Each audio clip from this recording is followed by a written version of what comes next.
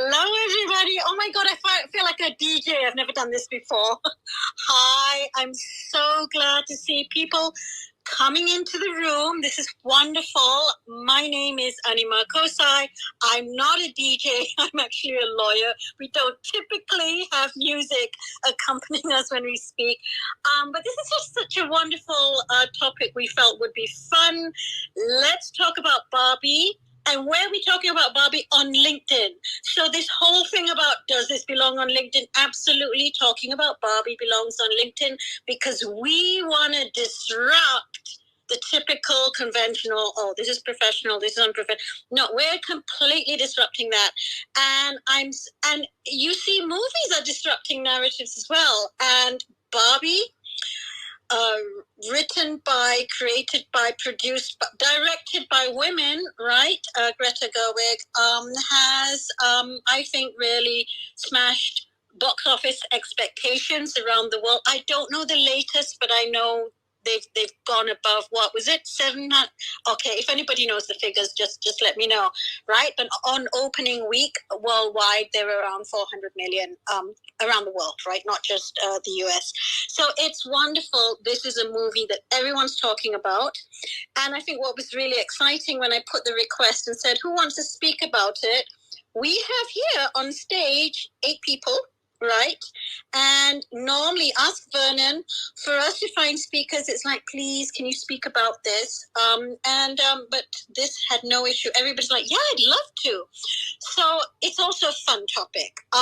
Now, generally, myself and Vernon, we tend to be here either on LinkedIn or Clubhouse every Thursday around this time, which is UK afternoons, and we try and do it so that we can have a reach. We've got Hima here in Australia, so it's late at night for her, and we typically try to have it so people, at least on the east coast of the US and Canada and so on, have woken up, right? Because our conversations are global. We cover all kinds of things, and this is the Speaking Up Network. We cover anything. Last week, we were actually talking about LGBT communities and allyship following what had happened in Malaysia with Matt Healy of the 1975. So that was a very heavy topic. So we feel a bit more relieved that this one is a fun one, lighthearted, but there are serious issues that also come out of the movie. So I'm so glad we have Mahiran, who's in Kuala Lumpur, Hima, who's in Melbourne, Lisa in Cornwall, Kathy, I know you're somewhere in England, as is Anita. I think Anita's in London. She can correct me if I'm wrong. Vernon, also in KL, Kuala Lumpur. Vinmala, you got to tell me where you are. I think you're in Malaysia, but I could be wrong. But anyway, so welcome, everybody. I just want to remind people there are transcripts. If you can't really hear, you can just click on, this is how LinkedIn audio works. There are transcripts, so you can follow conversations. And also, if you want to make comments, there are 2 ways of doing this. There's the events page, which has comments, but please notice the moment you click refresh, you will lose the audio momentarily because that, unless you go on a separate page. We've also created a Jamboard where you can just click on. So the Jamboard link is actually on the event details, which I've written at the top there. So you can click on the Jamboard and add your comments there. So welcome, everybody. I'm now going to start with what we call a quick fire round. Right? So very short, 1 or 2 sentences. And for the speakers here, if you want to answer the question, click on, if you see the react button at the bottom, click on a heart, and then I could know, okay, you're going to answer the question. So my first question is, who has had a Barbie doll? As your child, or maybe your parent who had whose kids had a Barbie doll, and how did you or your children torture them or handle them in any way? Now, who wants to answer that question? Okay, I'm going over to you, Hima. Hi, go ahead. Hi. So my sisters and I had a Barbie, and we were very lucky. My uncle was working in Switzerland in the late 80s, and we got our first Barbie. We had both a black and a white Barbie. And what did we do to it? Actually, we had like really cool hairstyles for our Barbie. So we didn't cut the Barbie's hair, but we had cool hairstyles. But yeah, this was in the 80s. Wonderful. Kathy, go ahead. I didn't ever have Barbies growing up. In fact, I think I grew up in a household that was very anti-Barbie, but my children received Barbies as gifts when they were young. And the older child cut off Barbie's hair, made Barbie quite bald, and gave it a Buddhist ceremony.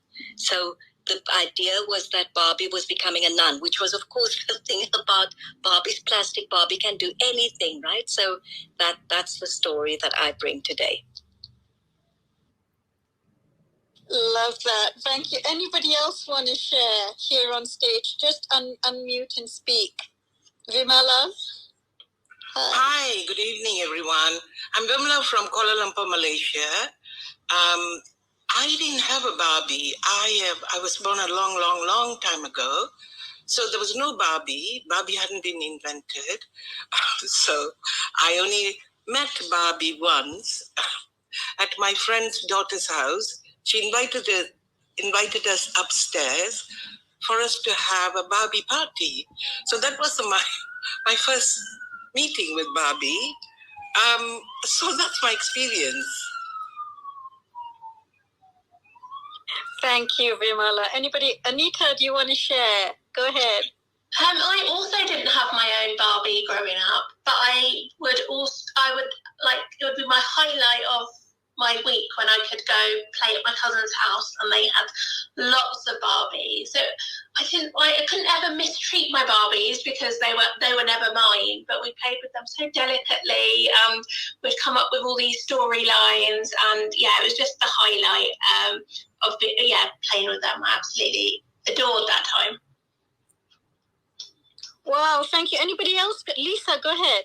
Yeah, I'll just jump in. I didn't have a Barbie either, and I think I got the impression that she was a bit trashy, and I don't know where I got that from. But I don't think we could afford a Barbie. There was because it went with the whole thing. There was the pony, or there was the house, there was the swimming pool, and so I was really discouraged from having a Barbie. And I think I got a Cindy, which was the slightly less booby kind of bit more serious, that came a bit later on, but we weren't a Barbie house at all. Thanks. I want to hear from the two guys here. Vernon. Okay, yeah, I remember my cousin sisters, my female cousins, had Barbies, and I remember that they would do exactly the things, cutting of the hair, painting on the faces, doing the splits and all that. So that really actually brought back a lot of memories. Yeah, and I do remember being, the boy cousin, actually creating a cupboard for Barbie's clothes. So I did the boy thing, the carpentry thing, with I don't know, some shoe boxes or something, to create a wardrobe for their Barbie dresses. Yeah, so that's my story. Done speaking. Thanks. Mahiran, I saw you had a heart at one point. Yeah. I think my first introduction to a Barbie, because I didn't have one, but I concur with Lisa. I also had a discount Barbie, which was a Cindy doll. But my first introduction to a Barbie was when we were staying abroad at that time, and the neighbor's child had not only just a Barbie, but she had a 3-story toy house, a playhouse for the Barbie, and I was in awe of that thing. So that was my first ever exposure to Barbie dolls, and we played with them incessantly. Okay, thanks, Mahiran. So now I'm going to ask a question. It might be a bit more in depth. So to all of you who've seen the movie at least, right? Which Barbie or Ken, or maybe it was Alan or Midge. Midge was the pregnant one, right? Which of them did you relate to most? and why? Who would like to go first? I can dive in. As I got older, I think I sort of saw myself related to like the stereotypical Barbie, and I hated it. I didn't want to look like that. I was naturally blonde. I was, a bit busty. I didn't have the teeny tiny waist, but I was quite slim. And I really rebelled against it. And as I got older, I found myself kind of cutting my hair, having it brown, wearing, trousers and flat shoes and being a real tomboy in sort of retaliation of it. And there was something about Barbie. I didn't realize that she had all these different work identities and all these different things. I just saw the stereotypical Barbie and felt this really adverse reaction to being like that. Yeah, completely relate. Thanks, Lisa. Who else wants to answer the question? Which Barbie or Ken did you relate to? Or it could have been Alan or Midge. And why? I'm going to pick on people. Gary's not seen it. Anita, do you want to go next? Yeah, absolutely. So, spoilers a little bit, but there's a part in it where Barbie gets into the real world and she's just shocked to see the construction workers are all men. She's just like, well, that's where I'll go to find these feminist construction workers. So we didn't meet construction Barbie, but given that I've got construction background, I was like, they exist, and she was just so surprised that it wasn't women building. So that's the bit of part that I most related to. Even though we didn't get to see construction Barbie, that one resonated. And then also when stereotypical Barbie really started to get real, and she started having the dark thoughts, I was like, yeah, I've had a few of those. So that really resonated too. Thanks, Anita. I'm since you said that, I'm going to answer the question. Myself, I don't think there was a particular. I liked Author Barbie, not that she played a role, but that part where stereotypical Barbie is on the floor and she can't believe what's happening, and she's like, oh, and then and her legs, right, because they can't bend, and she's just flipping about. I thought, oh my God, I get that. I love that bit. I so relate to that entire frustration as she realizes this whole world is crashing around her, right? Anyway, okay, who wants to go next? Which Barbie or Ken did you relate to and why? Kathy? Sure. So I know we're doing the Barbie and Ken bit at the moment, right? So we can't speak about that amazing monologue. But let me say, I, on reflection, loved Weird Barbie. I loved President Barbie because obviously President Barbie was Black, so it gave some kind of sense of diversity, I suppose, in the movie and kind of bending the rules a bit. But Weird Barbie was, of course, the activist and the protagonist who gave Barbie these choices and then said, no, choose again. I loved that, you can choose, but no, choose again. So I thought that was very clever, and yeah, I liked that bit. Thanks. Yeah. Mahiran, you're laughing here. Do you wanna go next? Yeah, I when Weird Barbie came out, I also felt like that she's the most woke one in there. Like, she knew what was going on. She was the most aware Barbie, and I thought that was really insightful. And I think for me, it's not just one Barbie, but the different aspects of Barbie, the fact that they can be anything they want to be, was the one that really that I felt that it inspired me to be as a little girl to be whoever I wanted to be. So that kind of that opening the paradigm of my mind, and but also I had a lot of issues trying to balance that with the fact that I needed to wear high heels all the time and really, have to have a small waist, the unrealistic beauty expectations of being a Barbie, which I couldn't relate to. So, yeah, the pros and cons, I suppose. Yeah. Can I just jump in here? Vernon. Yeah. Oh yes, I want the man's view. Yeah.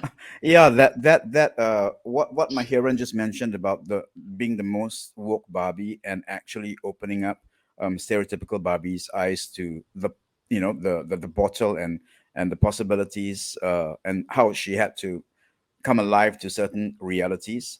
I think that's quite interesting because this particular Barbie was the one that had been abused, right? And so that whole idea of like sometimes wokeness might only come from either experiencing oppression or victimization.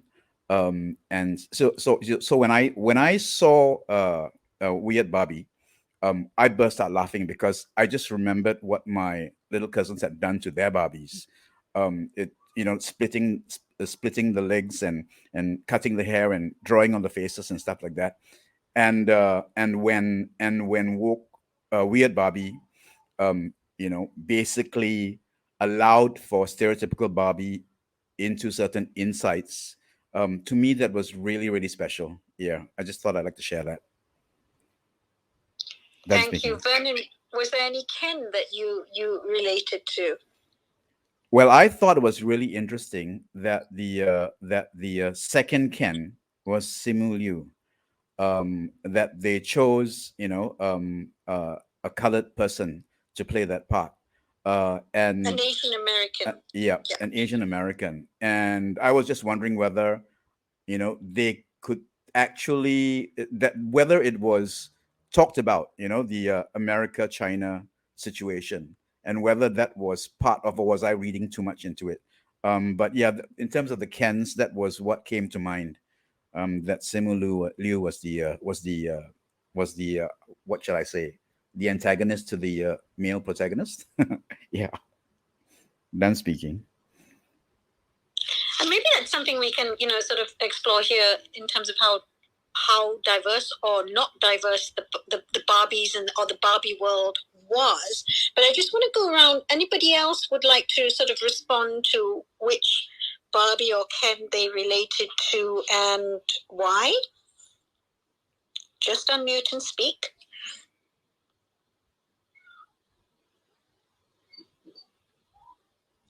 Okay. Now, what I'll do, we'll come to the diversity bit in a little while. I'm going to play something. And who was it who mentioned it? I think, was it Kathy who mentioned the monologue? And this was, yes, that's right. This was spoken by Gloria, played by America Ferrera in the movie. And she plays a mother of a daughter, and she gets to go into Barbie world, and I think she tries to explain to Barbie how things are for her as a woman in the real world, right? So I'm going to play that now. It's about a minute and a half long, but I think it's really well worth playing the entire thing so we can all hear. If you can't hear it, just tell me, Anima, I can't hear it. If not, I think it's working fine. So I'm going to play it now. Excuse that you don't think you're good enough. Like, we have to always be extraordinary. But somehow we're always doing it wrong.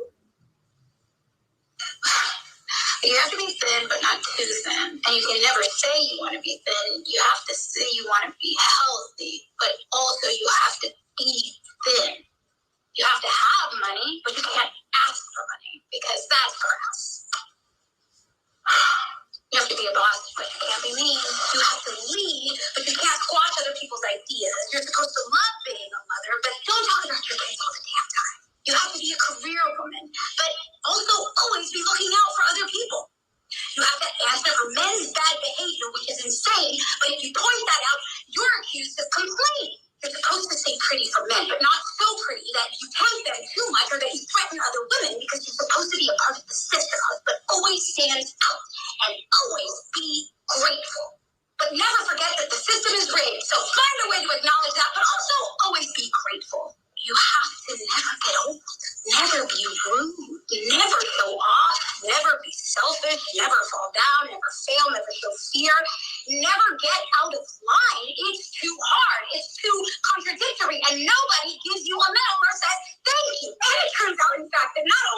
doing everything wrong, but also everything is your fault.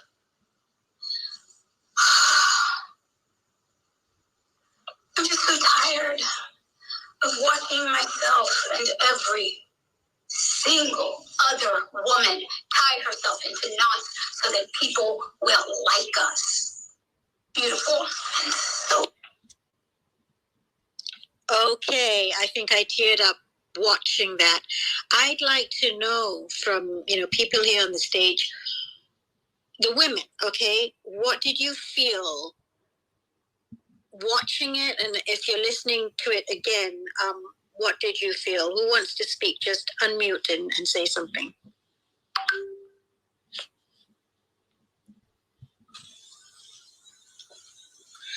Can I go? Yes? Go ahead, yes. Okay, thank you. Having said that I never knew anything about Barbie, I'm watching that because at the moment I'm trying to plan a co-empowerment program for emerging women leaders. I'm a coach, and it's come about out of the coaching work that I do. So when I listened to that, I teared up, and I realized that's the story, that's the truth of every woman. I'm not married, I don't have kids, I have sisters who have children. So I'm always looking at women who've got children and having this multiple roles that they have to play and how they do it. I'm always in awe. But that's the truth. But in the research part that I'm doing to put the content together for this program, it's really about the fact that every girl child is born empowered, full stop. But what happens to her is a story that was said in the monologue.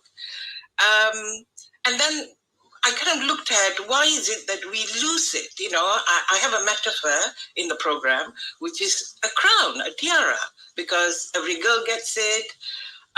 On her first birthday, we ask her to blow a candle. We ask her to make a wish. And yet, we don't ask her what she wished for, because we're also excited to celebrate her birthday. But, and then, this tiara gets worn many times, but it gets lost. We throw it away. When I say we women, we give it away, we throw it away, we hide it. I don't know what else we do with it, but that is what the monologue was all about. So I felt I teared up. Thank you. Thank you.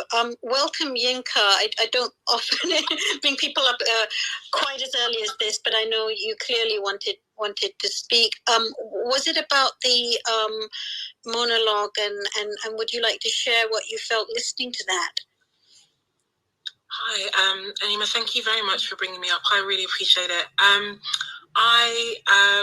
I was unaware of this audio room before it popped up in my notifications, but having seen so much buzz about Barbie, I haven't seen the movie, so at first I came in to listen, but I really appreciate you playing the America Ferrera's monologue, because it's something that's spoken about quite widely and, has been the linchpin upon which they have really, promoted Barbie as this, empowering movie, about women and feminism. And I am glad to have had the opportunity now to hear it for the first time from her words. I've read the words, it's been widely reported. And yet I kind of listened to it, and it just, everything that she said rang true. And yet as a Black woman, I hear it a little differently, and it just made me think, I hear every single word you're saying, and then layer the fact that, Barbie and Mattel and beauty standards and the world that we live in, for those of us who are living in areas of the world where we live as a ethnic minority, even though we're part of the global majority, then there is an additional layer that is hidden and not mentioned at all in the midst of that monologue. And so I really welcome her giving voice to the experience of women, and yet, it's never lost on me how very unintersectional so much of the feminism that Barbie is currently being used to promote actually is. And so as I said, I'm very grateful that she has given voice to the concerns and experiences of so many women, and yet there are layers of the experience of being a woman intersecting with other identities that are once again overlooked. And in the midst of Barbie doing such incredible things at the box office, having so much of the public kind of zeitgeist in view, to almost feel like you're still, you know, your experience of things is still somewhat overlooked or invisible, adds a layer of frustration, if I'm honest. So yeah, that was all I wanted to share. Thank you for giving me the chance to speak. Thank you, Yinka, for sharing that. And I have a feeling, because I saw quite a few people clapping hands here, who wants to respond in terms of hearing what Yinka just said, especially in terms of the intersectionality? Anybody want to say? Anita, go ahead. I actually would love to share on that. It's one of the reasons why I am not watching Barbie. I mean, I've been an other in Malaysia, and then I've been in every country I've lived in. I lived in Belfast, I've lived in London, lived in Sydney, and lived in Melbourne. And I've always been another. And as a person of color with many intersectional identities, Barbie doesn't speak to me in many ways, even though I did have a Barbie, which was interesting and exciting at that time. But I really personally don't think it's actually addressing the issues that's prevalent. It's kind of sugarcoating. I personally believe it's illusion, optical illusion in many ways. And I'm a person who's all about dismantling and disrupting. So it's kind of not really addressing those dismantling and disrupting systems and institutions, which I would love to see. Well, thanks. Anita, I think, did you have something to say? And I have a feeling Hannah might as well. Just on this, that we're talking about the intersectionality and how Barbie may not be representing all women or people. Go ahead, Anita. Yeah, absolutely. I think it's a humongous topic, and it's so interesting. I think it was important that it was America Ferrera who did the monologue, like as a Latina woman. I think there were elements of that, but I completely appreciate Yinka's point, and that it didn't go far enough, and actually it didn't speak to the intersectionality enough.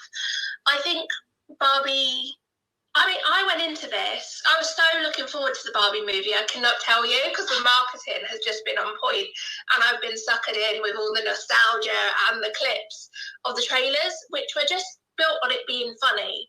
And I watched the trailer and I'm just like, oh, is this a kid's film or is it not? And it just generated so much discussion.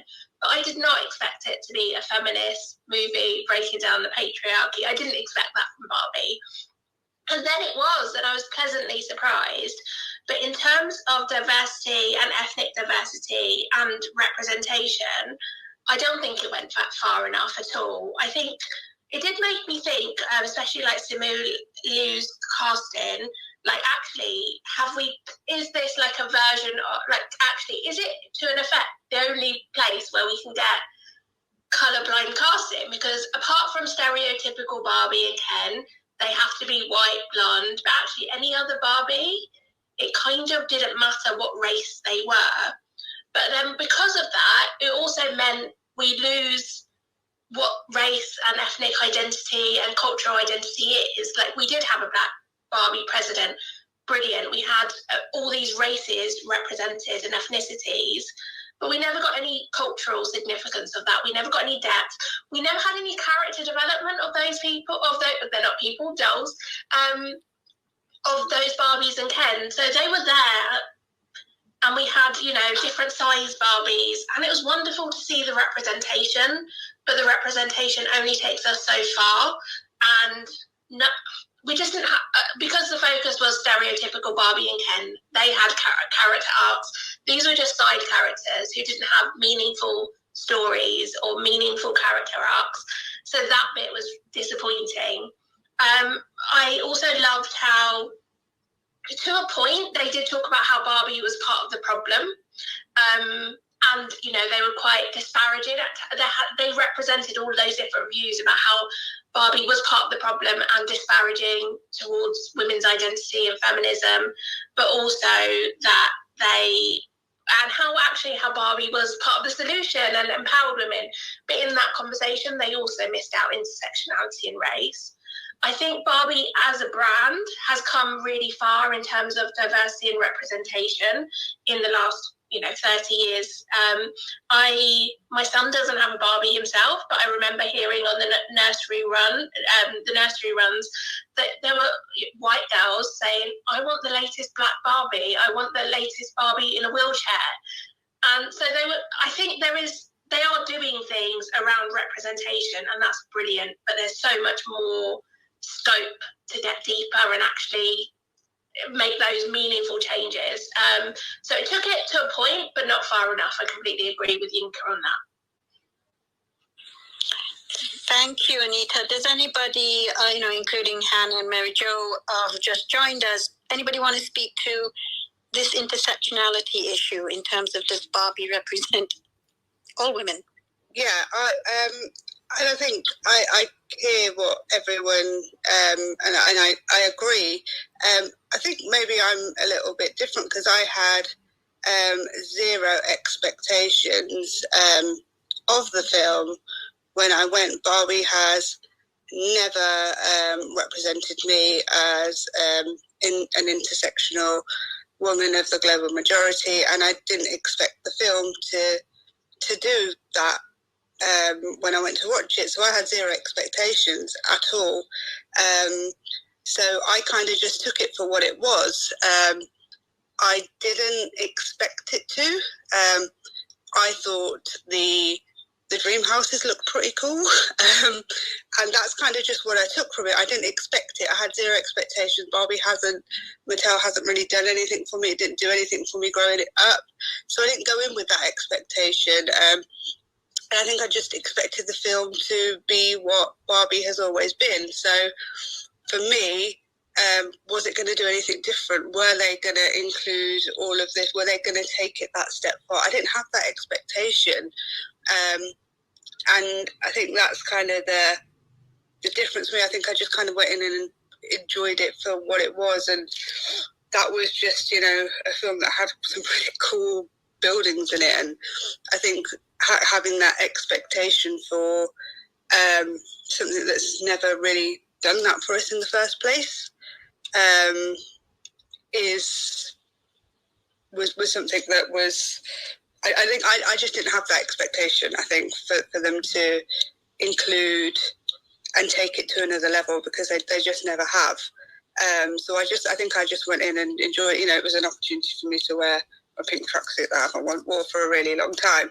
So that's all it was for me, because I didn't have that expectation from the film for them to take it to a level of that kind of intersectionality, because they never have, and a lot of films don't. So I just wonder if we kind of go in expecting something from a lot of films when we know that they're not going to deliver, because then when we do have films that do talk to, maybe the Black experience, are people then saying, well, maybe it's too much? Are they watching it to the same level? We know that happens. So I just didn't go in with that expectation.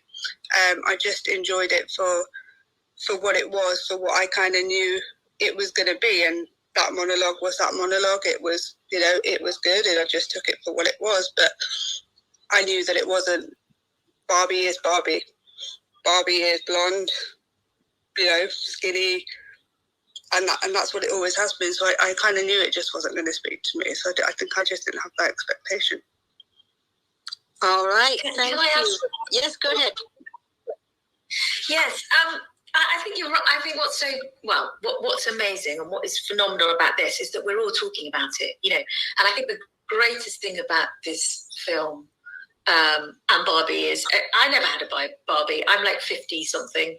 I never had a Barbie in my life. I think Cindy was around, but I never had a Cindy doll either. And so Barbie doesn't represent me in any other way that other than who I want to project on her. And I think that is the beauty of it. And that's the purpose of Barbie anyway, or supposedly the purpose. And then we can see it in all sorts of levels, can't we? And I think, you know, for those that are the intersectionality, absolutely, you know, how much more complicated this could certainly be and is, and far more depth. But actually, what level are we all coming in at? And the greatest thing for me, I think, is that we are having conversations. We're having conversations about gender, about stereotyping, about where we want to be, how we interact with each other. And I think my greatest surprise, okay, so I'm a white middle-aged woman and I live rurally. My greatest surprise is peers, female peers and male peers of my age that are unsure whether they want to go and see it. And I think that reflects their nervousness on even beginning to talk about gender. And I think that's just one thing, isn't it? You know, we've had some great, we're listening to some great things around, you know, where do we take this ultimately in inequalities and equalities and all the rest of it. But just starting with that very first conversation is too scary for a lot of people. And I think the beauty of this film is that it can give you a wedge in. It can just start those conversations because we're all, you know, we're here because we're interested in this topic and this subject, but there are many out there that won't even engage with it. And I think the sort of the level in which was so beautifully put, you know, I could put on my old pink tracksuit, you know, it can be so shallow, I'm not suggesting that's shallow, but, you know, it can be at such a little level of getting into this topic that I think that's its genius. But anyway, I'm going to stop talking now. Thanks, Kathy. I mean, you raised a really great point because I'm actually going to shift to the man who hasn't spoken yet. But before I do that, because, you know, I mean, we played Gloria, right? America Ferrera's clip. And if anybody else wants to speak on stage at the moment, and that includes the people who've just joined as members of the audience, if any of you want to speak to that monologue, put a little heart shape, press react, put a little heart shape so I can see you and call upon you. Although right now, okay, wait, another thing is that, so I've got two people, Yinka and Kathy. Any of the others have been a bit quiet of late. The other thing is we have a jam board. If you're in the audience or even if you're on stage and you're like, oh, I haven't had a chance to speak, because it's all about speaking up, right? Go onto our jam board. The link is on the events page, my main the main details there. There is a link to the jam board and you can post on there. I see several people posting at the top there. That's great. So Laurie also put, okay, so I'm going to start with, well, you know what? I'm going to start with Laurie, although you've only just joined. And then later we'll ask Yinka and Kathy. And anybody else wants to talk about the monologue, put a heart up so I can see you. Hi, Laurie. Hi, nice to meet everyone. I am a communication and speech coach, work a lot with women, empowering them in terms of their communication in the workplace. Anyway, I'm also an older woman who's been through all the iterations of the women's movement, you know, starting in the 60s. Anyway, I am very impressed with how the monologue resonated with so many people. However, I wish that the Barbie president had a monologue because that would have been more proactive and powerful. I personally didn't resonate with the popular monologue because it sounded like complaining to me, if I had to be totally candid. I would have liked a more powerful monologue to resonate with people in terms of motivating them as opposed to looking at what's wrong. Thank you so much, Anima. This is a wonderful conversation. Thank you, Laurie. Over to you, Yinka. You had a heart talking about the monologue, and then over to Kathy after that. Yeah, thank you so much. Just by way of, again, as I said, context, I actually haven't seen the movie. And I think that is a really important thing because ultimately, as many of the other ladies on stage have mentioned, the opportunity to go and see Barbie and enjoy it for what they expect it to be, I think is a really important point to make. Barbie is Barbie. It isn't a political drama. It's not. It is what it is, and I think that's an important thing to know. I think the only other thing, and the reason why, my initial comments around the monologue and the lack of intersectionality were raised is because so many women came out of the Barbie movie as if they'd heard something revolutionary. And that was, for me, where I was like, oh, okay, that's interesting. And, obviously they were not expecting what they got when they got there. But then in listening to what they believed to be revolutionary, for me, it very much felt like interesting. This is what they think is revolutionary. It really isn't. If it is, then yeah, this is part of the reason why we need a revolution. And so therein lies, I guess, the point, and like I said, the context in which I raised what I did is, as someone who has not seen the movie, he has no intention of seeing the movie. Barbie's not my vibe. I do, in my day job, spend my time working with women in business and, focus very much on supporting them in that area of work. And yet the idea that, something revolutionary has come out of a film about a doll in a movie, I'm not saying that there isn't merit in what was said, but honestly, if that is what you believe to be revolutionary, it makes me wonder where you've been and what bubble you have been living in, that this is the thing that's burst it. So that was just the other aspect of what I wanted to raise, because, as I said, I haven't seen the movie, so I wouldn't want to be disparaging in any way about it. I haven't seen it, and it's important just to add that context. Thank you so much for that, Yinka. I have, I just want to, people, I know there's some people raising their hands, so just bear with me because we have a pretty full stage, but I will bring you up. For those who are finding it difficult, so, because I've had messages about people are trying to raise their hand, and it's not showing up. Oh, you're here now, Cheryl. So just give me a second. If people are trying to raise their hand, there's something glitchy about LinkedIn. It doesn't always work on the phone. You have better luck actually raising your hand and being seen on the computer. I know that's strange. That's just the way it works. I think maybe we'll drop the monologue for now, unless somebody has something really, what they want to say. I want to come to Gary because you've been quiet. Anila, can I say just one quick thing about the monologue, please? Sure, go ahead. I agree with you, Yinka, about the complete lack of intersectionality and the reinforcement in many ways of the whole heteropatriarchy thing, even though that's the whole point of the movie. They're the white saviors, stereotypical Ken and Barbie kind of save the day. But the thing that I thought was so clever about the monologue was that it was saying we are all put into boxes. So that's what I came away with, this fact that this is all gender is such a construct. We all end up in these boxes. Some of them are Barbie boxes, some of them are not.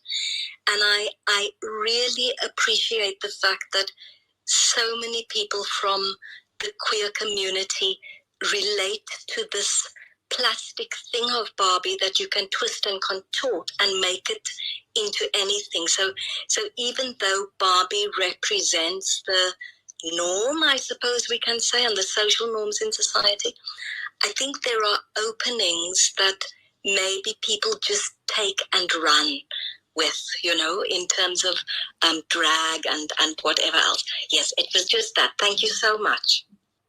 Can I just share one thing? Go ahead. I completely agree with everything you just said, Yinka, and I know you have no intention of watching the film.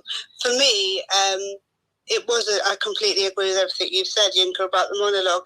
I actually looked at it from a really different perspective. It wasn't actually about what she said, and the intersectionality piece of it is I totally understand. It was actually the impact that it had on her daughter and how that changed their relationship. that actually had the impact on me, being with the relationship that I have with my own mother, because that was a moment that when her daughter kind of saw that it flipped their relationship, and that was there was a change in the relationship, and that was the impact that the monologue had on me. It wasn't necessarily so. I think it's just how did everyone interpret that, and what did it mean to them, aligned with their personal experience, because it wasn't necessarily, and that was the way that I viewed it, because it aligned to something different with me. So that's just something I wanted to add. Great, thank you. I want to go to the minority on the stage here, i.e. men. So, Gary, you've not spoken yet, and I think Kathy raised something very interesting, which was about, the ability to have conversations with men, perhaps, around some of the issues that have come up in here. Do you want to say anything about that? One of the things I noted is that you've not actually seen the film. Do you want to say something, Gary? Thanks, Anima. Yeah, actually a brilliant conversation. I appreciate actually not seeing the film in some ways, based on the dialogue so far. I think for me, Anima, what's so interesting, if I look actually who's in the room with us right now, if we look at the room, it's pretty representative of this sort of conversation, right? Is that it isn't white, cis, gendered men who have got power and control in the system in this room often enough. And I think that's the opportunity I'm hearing coming from the movie, is actually what would it be like if we could get white men involved in this discussion? And I'm hoping, and I know that with my wife and daughter who went to see this, it did create a discussion with my stepson, who's a 22-year-old white man, who both appreciated the feminism, but also challenged it at the same time. So there was a dialogue to be had, which would never have happened without the movie. So I can definitely see there's definitely a catalytic element about this movie, but I just hope it goes much further and that we end up seeing more men in this dialogue going forward. That's what I'm sitting in right now. Thanks. Thanks, Gary, because one of the things, as you know, and as Vernon knows, the difficulty I had in trying to get men to be part of this conversation. And it's almost, so I would just want to ask both Vernon and Gary, either or both of you can answer this. What are men afraid of? Yeah, well, Yinka mentioned about the revolution that it should have caused. The revolution can still happen. Just get more men to go and see the movie. I posted on my social media that every man and boy should go and see the movie so that they'll kind of like come around to understanding what it might be like as a woman, female. And I really, really, really, really think that it is such an entertaining movie that the men and guys would enjoy it. Because I went with a couple friend of mine, a married couple, and the 84-year-old gentleman had a great time, and he really, really enjoyed it. And I've also had some chit chats with some of my other guy friends, and some of them are fathers. They took their daughters to it, and they said to me that they were glad they saw it. So I do believe that this is where the tipping point could be made. I don't know.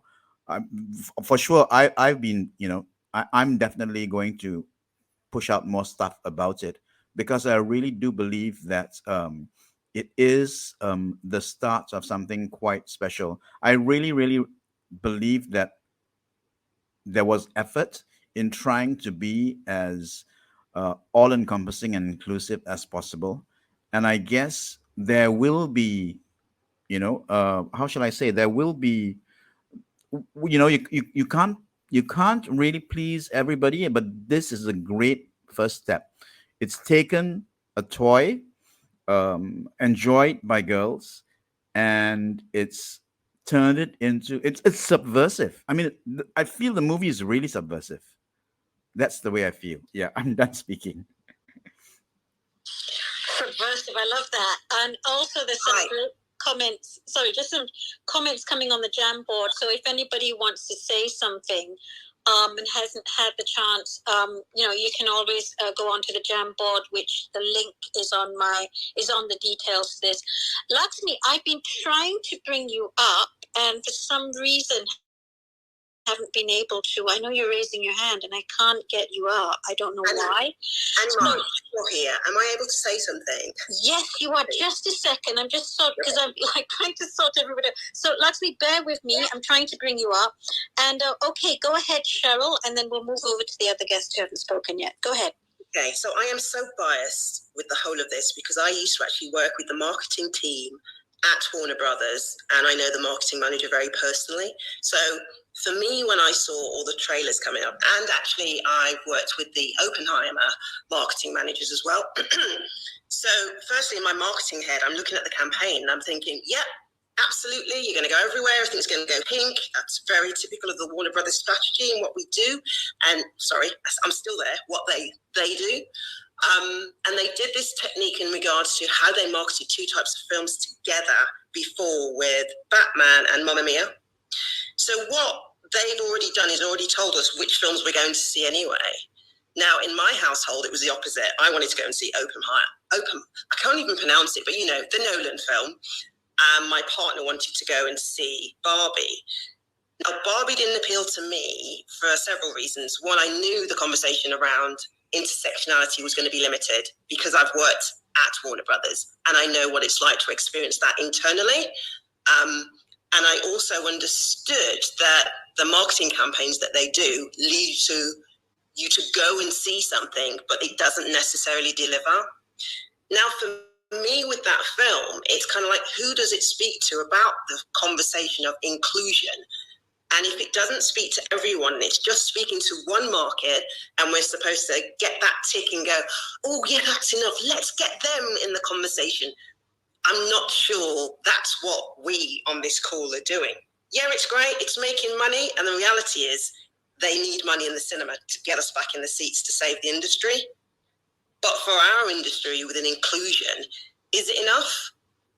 And I'm a little bit like Yinka in the sense that, what, you didn't know this already? That scares me, particularly in an industry like Hollywood that actually resonates so much across the world. That's all I wanted to say. Thank you. Do not get me started about Hollywood, because one of the things I've been telling people, you know who could beat Ryan Gosling in playing that kind of character would actually, I think, be Shah Rukh Khan. But anyway. Absolutely. Right. Absolutely. Okay. Because one of the questions I asked when I posed this event is like, why is India the outlier in that there Oppenheimer is doing better than Barbie? And one of the questions I asked, is it because people are just used to seeing men dance and sing, right? So, okay, Jessica, did you want to say something? Go ahead. Yes, I did. Thank you, Cheryl and Yinka, for bringing up indeed how unrevolutionary the Barbie film is, because what for me, I mean, in terms of marketing, I think one of the main targets may also have been to sell more Barbies. So that I'm sure is going to happen. But the whole film breeds still this idea that the way men do things and what men do is the only thing that counts and is the only thing that makes you cool. So this is my whole problem with Barbie to start with, that Barbie, yes, Barbie is a president, Barbie is a doctor, Barbie is an astronaut, etc. But a mother Barbie or a pregnant Barbie, indeed, are not cool. And our current day approach of feminism is exactly also endorsing that idea that whatever men do, that's cool. And if women want to bake cookies with their children, oh my God, that's so uncool, and they are kind of inferior women. Which I'm not a cookie baker, but I have a problem with this attitude towards women in general. So I've just written a book called We Mind versus Me Mind, and my idea is that we need to start valuing the way most women, but also men, think. We-minded thinking is different from me-minded thinking. We-minded thinking has as a focus the well-being of the group, so you focus on the well-being of others, rather than on your own well-being. And that is a good thing, I would say. Barbie promotes still, Barbie is all about herself. Barbie is, what the film promotes is that idea that if you are all about yourself, then you're cool. But if you are wanting to take care of others, that is totally uncool. So that's my problem with Barbie, and that's why I think it's not an inclusive film. On the contrary, it's a problematic film. That's a drop the mic situation there. Drop the mic. Thanks, Jessica. Cheryl. Mary Jo, you've been so patient, and I know I'm really sorry I haven't let you speak yet. What would you like to say to this conversation? Go ahead. Are you there? Okay. Oh, hi. I'm so sorry. Can you hear me? Yes, loud and clear. Go ahead. Yes. I think I've already spoken to you. Oh, goodness, sorry. But I don't want to. You thought it was me, Anima. It was Mary Jo. I don't want to take up the space. So, unless someone else, I'm happy to carry on contributing because I think this is just a fantastic thing. But if anyone else would like to speak instead, then please go ahead. Thank you. This is me trying to juggle 12 people on stage. So, okay, I want to, and I'm conscious, we wanted to do an hour. We might just go over by a few minutes. What I'd like to do now is invite people, who are on the stage here, especially those, who were speakers in the first place. What other things you'd like to add to the conversation in terms of what you felt about Barbie? Myron, over to you. Thank you, Anima. I think, I went to the movie with my son who also got on board and wore pink, and we all went to watch it. But what was good was that, he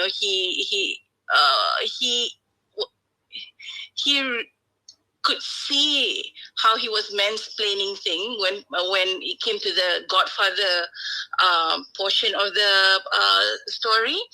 That that's his script. He does that, and he has done it before. So he had a good time laughing at himself. So this movie was more, it didn't hit a lot of the more in the more mature markets, but as an opening conversation, it is something that is non-threatening for someone like my son to watch it and be able to say, I can relate, I can see where I'm going wrong, and maybe what I'm doing, and he looks at it from a point of view of that. Oh yeah, that doesn't look so right. So it became a non-threatening way of realizing where how he can do better. So I think that was what our biggest takeaway from that movie. Thanks, Myron. I love that as well, the Godfather bit, and going, telling. I just want, the audience participation here. Could any of you relate to that bit, the mansplaining bit, and the men discovering how easy it was for the women to get the men to just do things like, I'll come in and fix you. So just press on reaction, put anything there. Hearts laughed. I see Karen's laughing. I can fix this engine, or I'll sort this out for you, or this is the plot of The Godfather.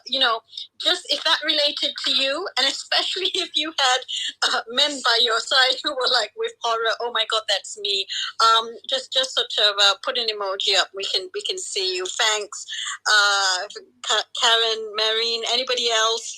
Just say that. Thanks for reminding us on that, Mahon. I thought that was brilliant. Lisa, go ahead. Oh, I was just giving you a thumbs up to what you just said there, actually. But I loved what Maharan said about, it was just a subtle way of, I felt in some ways, of opening up these conversations, or just showing how biased everything is and how we need to change in a very light-hearted way. Because in this diversity space, an inclusion space, we're trying so hard to get a lot of messages across, and sometimes they're just not landing with the right people, as Gary was saying, and for me, just this movie, what it did, I felt, is opened up these conversations. And I mentioned, I said to my CEO neighbour, you know, I'm going to see it and I'm doing it for a work-related event. And he laughed and said, oh, it's just a bit of fun. It's nothing. It's Barbie, for goodness sake.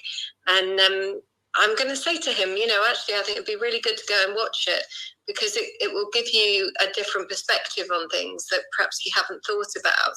And it's sad in a way that we're looking to Barbie to help us in this. But hey, maybe we need to take all the help we can get. Absolutely. Thanks, Lisa, because I guess Barbie is not seen as something threatening, is it? Vernon, did you want to say something? Yeah, I think this particular point about non-threatening is so important. I mean, I was killing myself laughing because it really did point out the silliness of the patriarchy and a male-oriented world in so many different ways. And yes, I think the guy friends who saw it, you know, some of them said to me that, you know, it was quite eye-opening. You know, I think I'd love to have more deeper conversations with them. But I really, yeah, I think the revolution is afoot if men can be just dragged along to watch it. Yeah. So planning the when you revolution. say revolution, do you mean along with little hobby horses and galloping along and fighting in that way? No, all the guys in pink just turning up in full force, you know. Yeah, it's a lot of fun. Okay, Kathy, go ahead. Your whatever you may not have been able to say so far about the film. No, I'm going to make space for somebody else because I can see there's still lots of people in the listening. So please, I'm offering my space to someone else. Thank you, Kathy. Just a reminder, because I can see some wonderful comments filling up on the Jamboard. So if you want to put something there, and I'll read a couple of them out. Over to you, Vimala. Okay, thank you so much. So, having had no interaction with Barbie ever, except for the invitation of having that Barbie party with my friend's daughter, I actually looked at the movie and I saw all the, you know, blurb on it, and I thought, well, this is not for me. But having seen it, and I saw it twice, and I'm going to share something very personal. I grew up in a very repressive household. And then I found myself in London at age 19, Mick Jagger, Carnaby Street, mini skirts. And I became a Barbie. I you know, after I saw the movie twice, I came home and I thought about it. And I was very much a Barbie, but I was working as a nurse and very ambitious. But looking at the whole movie, the movie has actually got us to this space where we are having a conversation. And this is a really, really, really important conversation to take forward. This is 2023. To take forward, because it's not just women having to talk to women, and as Hema said, it's also about disrupting and changing the system. But it's time we had this conversation with men. You know, Anima, you asked this question, what are they afraid of? They're afraid of a lot of things, especially us. And as a friend of mine said, you know, she's in Netherlands, and we have this conversation, and I'm going to say it. He said that men are scared because they came out of our womb. And so going back to Barbie, when, you know, the last scene, she's going to go and see a gynecologist because everything in the movie is about stereotypical everything that we have now been conditioned into. So for me, the whole movie was, what's next? Thank you.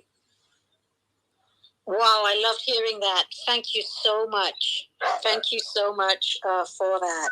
Wonderful to hear. Yeah, my goodness.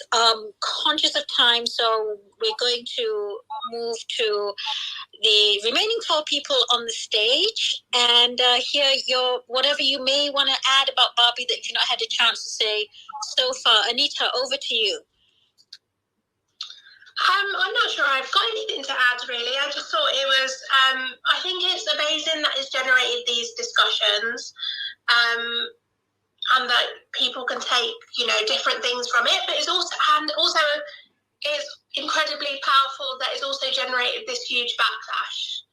And in that, there's a whole conversation about where that comes from. But the important thing is it's bringing the conversations forward. We can talk about so many different aspects of it, and it gets people talking. Obviously, it's not going to, in one movie around Barbie, we aren't going to dismantle the patriarchy or horses, but it gets us talking, and that can only be a good thing. That's great. Thanks, Anita. Hannah, over to you. I think for me,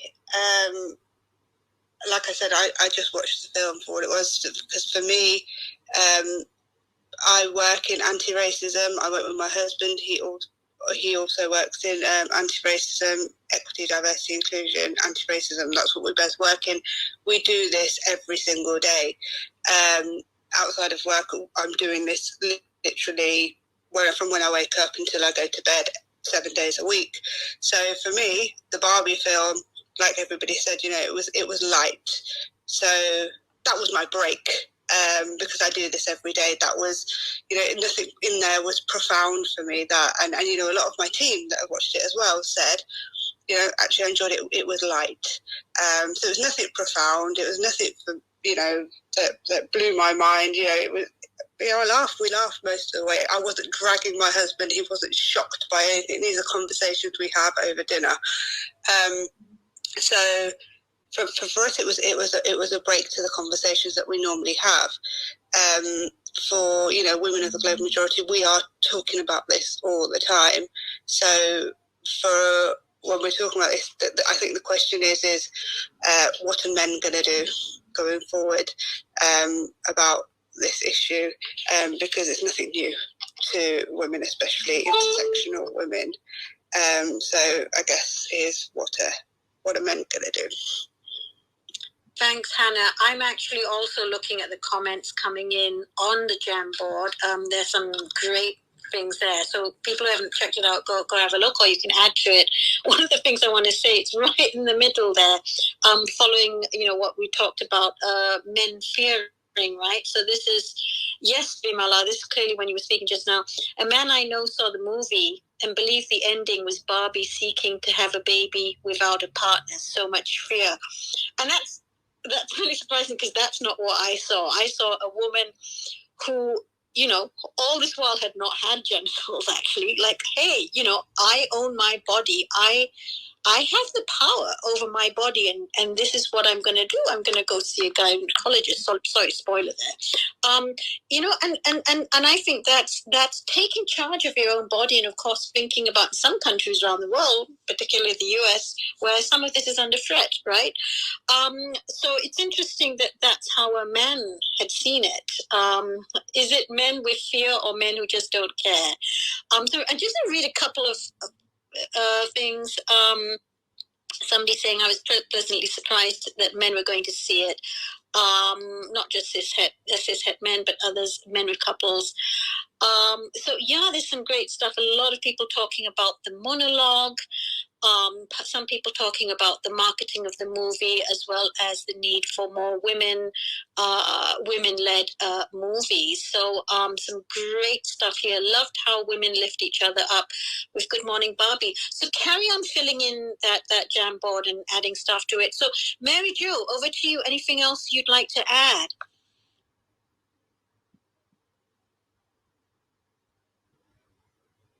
Okay, let's move over to Jessica. Can I just say something? Brennan, yes.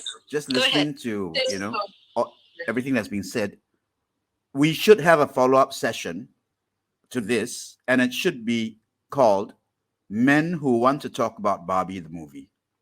So that'll flag down the men, Yeah. And that Brilliant. is Brilliant that, idea. yeah, I'd like to suggest that. Anyway, yeah, before I forget. Yeah, thank you. Do you want to lead that, Vernon? And maybe we can start with the Male Allies group. Great idea, great idea. Right. Has Gary left? Gary has left. Okay, so there's so man in this space. Otherwise, I've said, Gary, you go do it.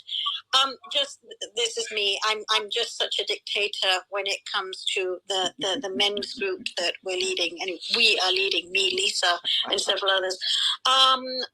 Okay. Somebody wants to speak. I'm just going to add, and that's it. No more. Mary Jo, go ahead. Yeah, I'm sorry, I lost you for a moment. I lost my screen. Absolutely, let's invite a male colleague to come to the next one with us. I think we've got to help each other and hold each other's hands. All of the work that I do with men is that they are absolutely petrified of getting it wrong.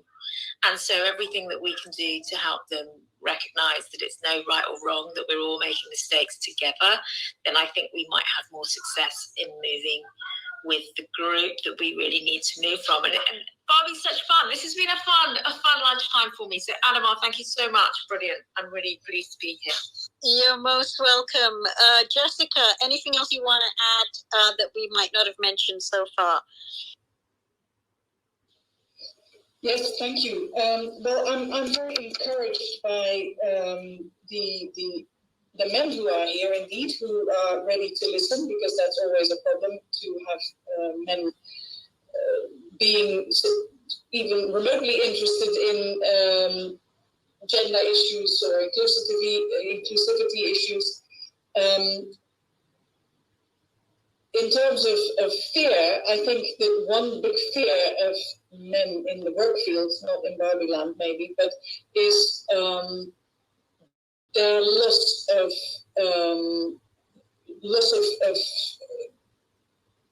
what shall I say, dominance, or loss of status, their loss of being in the majority. And I think that is something we need to speak to as well. Maybe not through Barbie, but once we acknowledge that, the fear that men rightfully have a fear of losing some of their position, we might actually open up the conversation. Thank you. Spot on. Thank you so much, Jessica. I think we definitely need it. So thanks. Eloisa? Yes. I hope am I saying your name right? You absolutely are. Ellie Fimelo. Thank you so much for today. I actually just thought maybe it's a last-in thought for everyone, but I just found it really interesting. I think because the movie was released on the same day as Oppenheimer, that in the same way that growing up, girls were told and boys were told that girly things were silly, and that liking pink was silly, and that if you wear pink, you can get taken less seriously, and all that kind of stuff. I just find it really interesting listening to some people today that they feel the need to justify why they don't want to go see Barbie. And I'm yet to hear someone justify why they don't want to go see Oppenheimer. And I just find it really interesting that even today, people don't want to go see Barbie or be seen to be associated to Barbie. And I think part of that comes to this feeling of, I don't want to be seen as girly or young or associated to this thing. And I know that there's this really great points raised about why certain people don't want to see it. But I just find it really interesting that I haven't heard anyone say, these are the reasons I don't want to see Oppenheimer. And for me, Oppenheimer is a male-centric 3-hour film, which is basically based on male egos. The only 3 women in it, one's a waitress, one's half naked for most of it, and is described as mentally ill. And the third only has one major role right at the very end. Whereas Barbie is directed by a female, has got a producer who's a female, has put females at the centre of the story, and yet that's the film people feel they have to defend or justify why they're not going to go see. And I just find that a really interesting observation. Again, it doesn't make it wrong, it doesn't make it right. I just find that you don't tend to find it when it's a male film.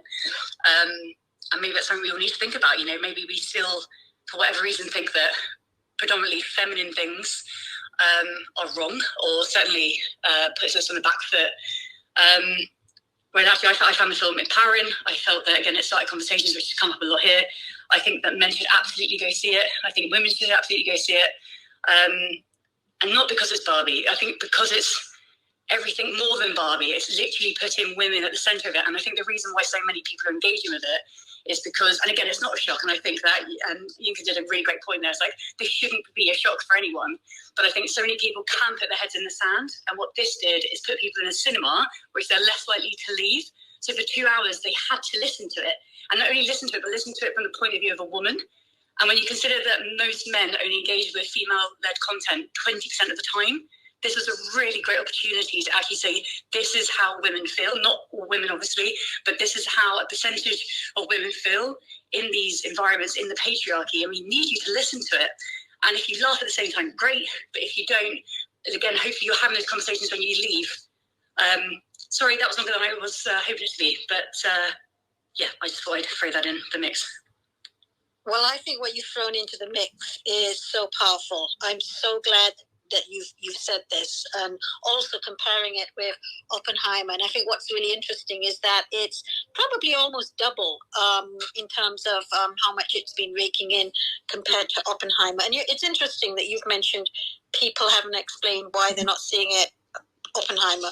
Well, for me, I wouldn't want to watch a 3-hour film about a man who made the atom bomb. And I did go see it, but yeah, it's so egocentric, and you end up leaving going, you've missed out all the bits about the fact that, you know, the disaster that the nuclear wars actually caused around the world, and the communities affected. So it's all about a male and his wrapping his head around, you know, what he's just built. And probably it's like, great, we see this day in day out, you know, and that's why Barbie, I think, was so refreshing.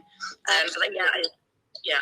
Yeah, so I think you know, when you mentioned this, and I didn't know this 20% figure. I mean, if you're able to share it as a comment on the events page, that 20% women content, I'm really curious about that, because that's massive, and it basically says that the world is losing out because it's not getting, you know, the world is not hearing from women enough, right?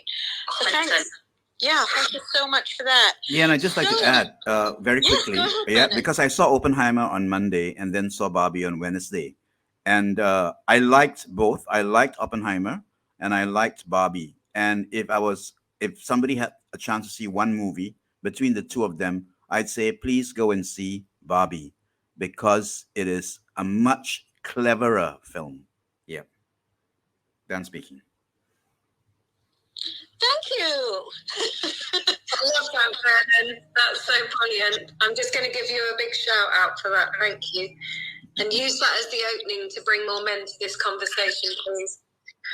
And so, to bring more men to this conversation, in fact, I think besides Vernon, we've only got one. Hi, Mark, in the audience. So here is a song about men, for men, and how it's okay to be yourself, okay? And you can stay and listen. We're going to close the room when the song ends. Thank you so much to everybody who's joined us, spoken, and shared. This has been a fantastic session, I think, right, Vernon? Oh, totally. Yep. Fantastic. Thank you, everyone. So I think we might have a recording ready. So in the meantime, enjoy the music. No one knows how hard I tried.